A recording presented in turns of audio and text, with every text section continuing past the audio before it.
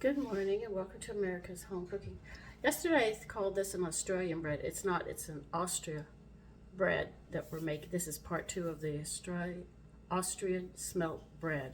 We've already done our two rises. Now we have to add another three. Wait a minute.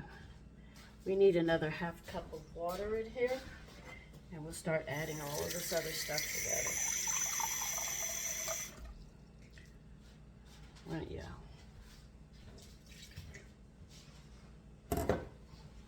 1.5 teaspoons of salt.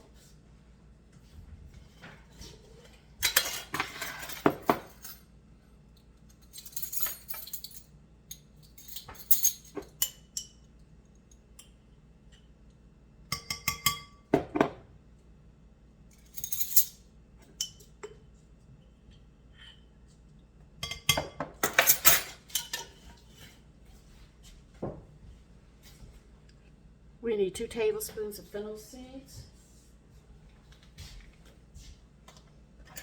This stuff smells, 2 tablespoons. Fennel seeds have such a nice smell to them, especially in bread.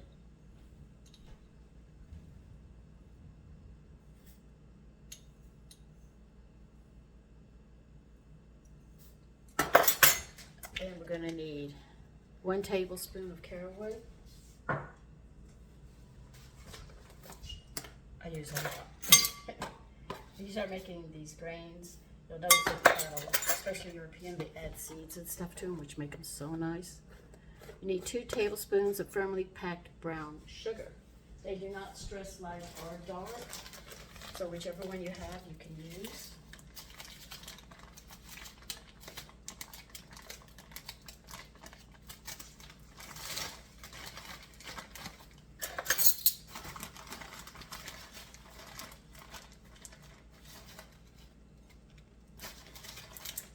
I'm using the dark brown because that's the one I have opened right now.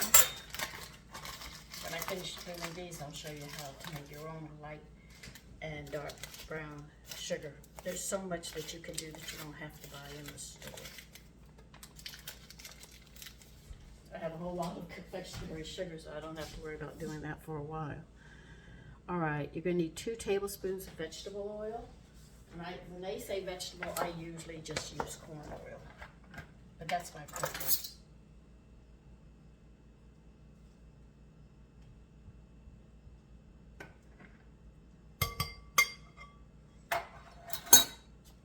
And the next thing we're going to add is 2 tablespoons of molasses.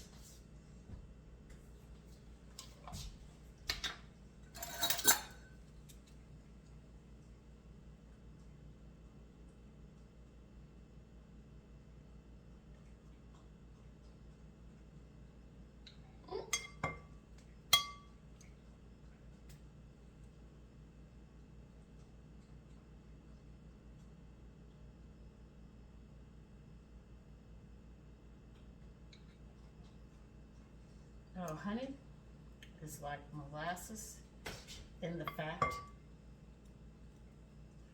If you don't wipe the rims off with a damp rag and dry it, you'll never get this lid off. Because it is candy, even if it's in the refrigerator or out, it will candy up. So always make sure you wipe it so you can get it off again.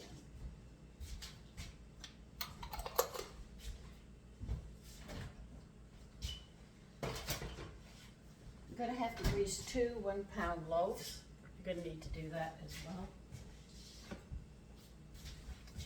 Let me see what they want me to do.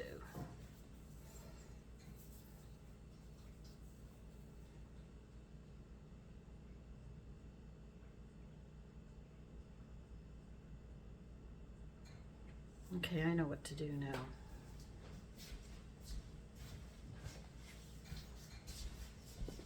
And the flour mixture that you did yesterday, we're going to pull it back out. Well, not out, you want to keep it on the counter.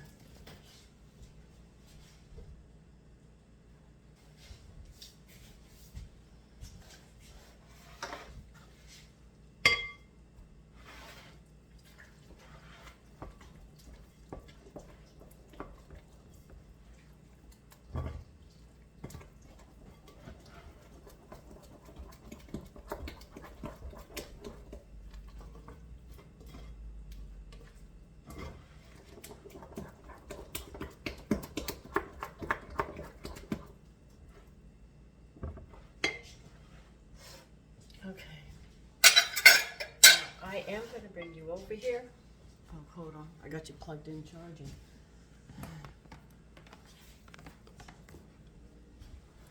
For those of you who wish to learn how to knead and shape your loaves, this is why I'm bringing you over here, to help you learn bread making. Once you conquer that one, your family will never let you forget how to make bread. They'll be on your case all the time.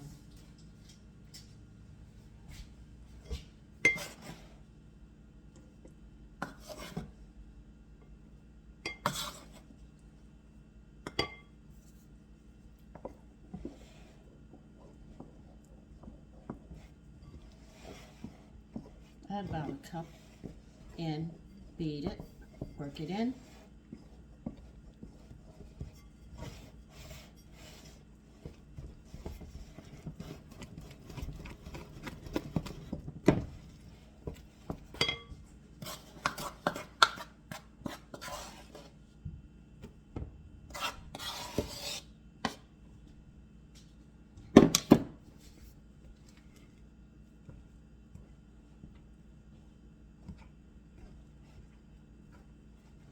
You can see now how it's acting.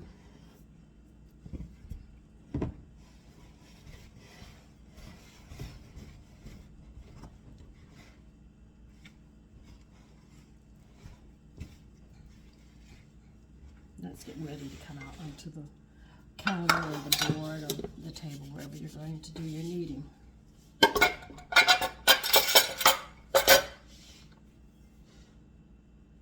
So to make a bed, this is what they're talking about, is patting it out, so you're going to put the dough there.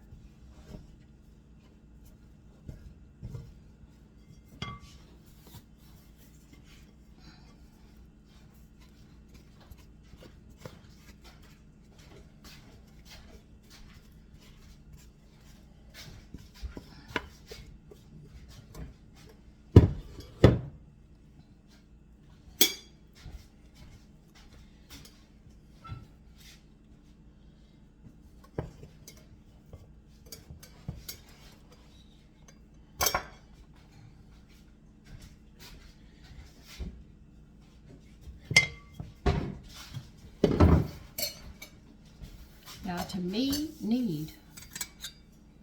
me bring you down further.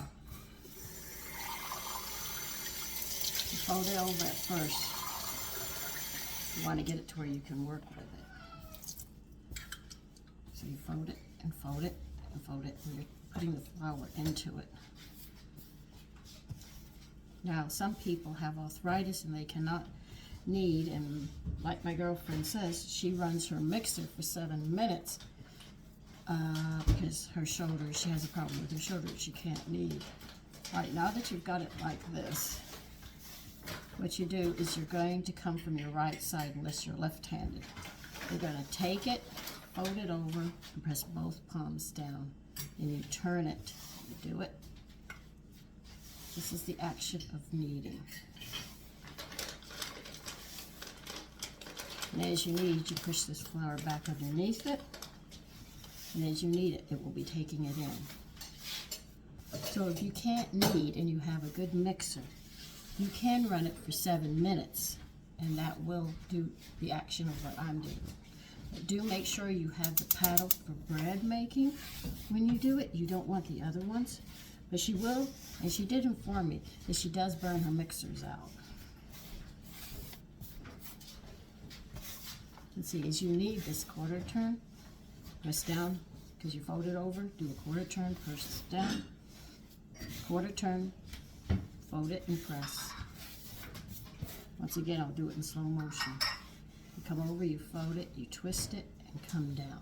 That is the action.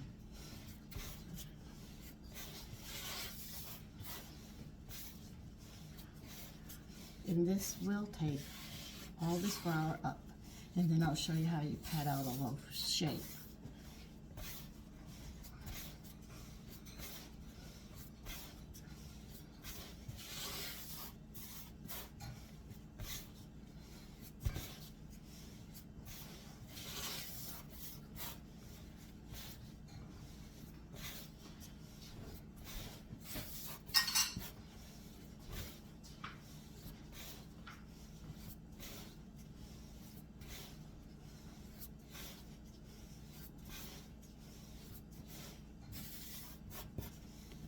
just about done, and we're putting it in our bread pans.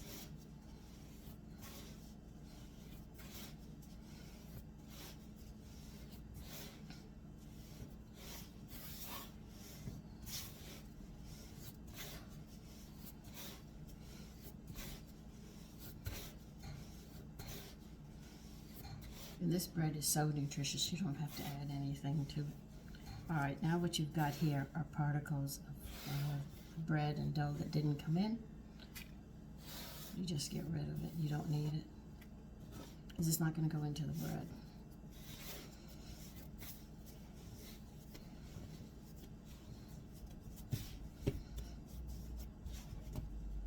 You're going to pinch it in half, try to get it the same size.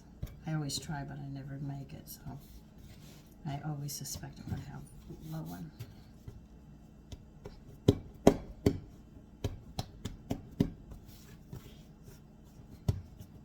This is a semi-rectangular one. So your bread pan is only about 8 inches or so. So you don't want it bigger than that. You see, I'll show you. See? This is why you do it like this. Now what you do is you roll it up,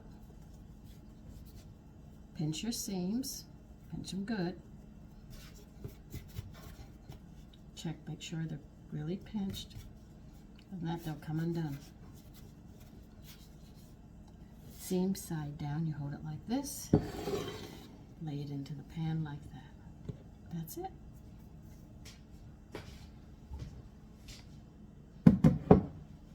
And remember, because this is sourdough, you do not cover them.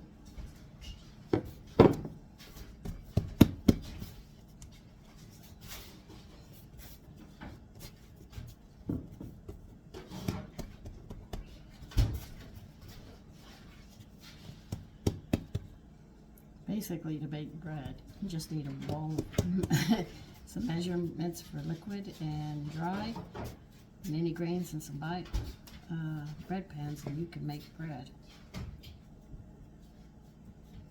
When you get into the more complicated ones, you need a few extra things.